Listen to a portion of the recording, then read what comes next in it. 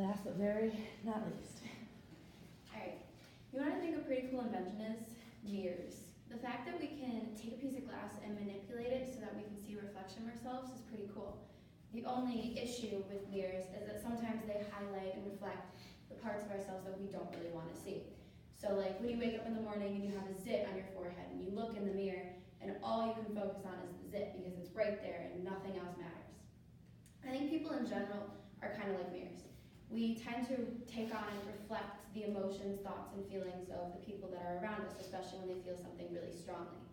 I'm like a mirror also, but a little bit more intense. You could call me an emotional hypochondriac. I take on and imitate the thoughts and feelings of other people so intensely that I allow it to hinder my own thoughts and feelings.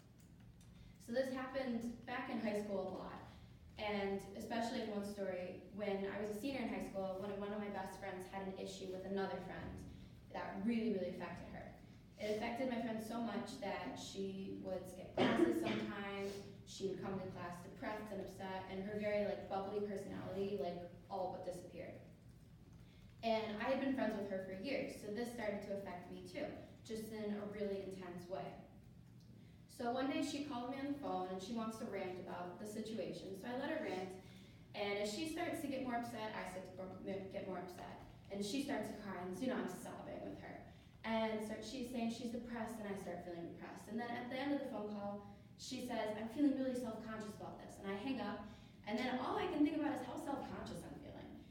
And this happened for days, many more days after this, until I eventually realized that me feeling just as depressed and upset and self-conscious as she wasn't helping her, and I couldn't help her if I felt the same way.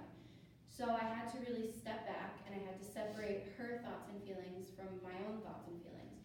And once I did that, I was finally able to step back and help her. So I was looking at my 16 personality quiz. I found a quote that kind of really sums up my whole situation and my whole personality here.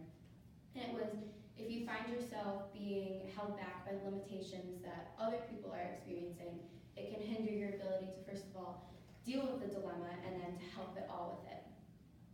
And so while mirrors are pretty cool, and while being empathetic for people is pretty cool, in my situation, I really have to be able to realize that sometimes my own thoughts and feelings are just as important, and sometimes that's the biggest struggle of being an emotional hypochondriac like me.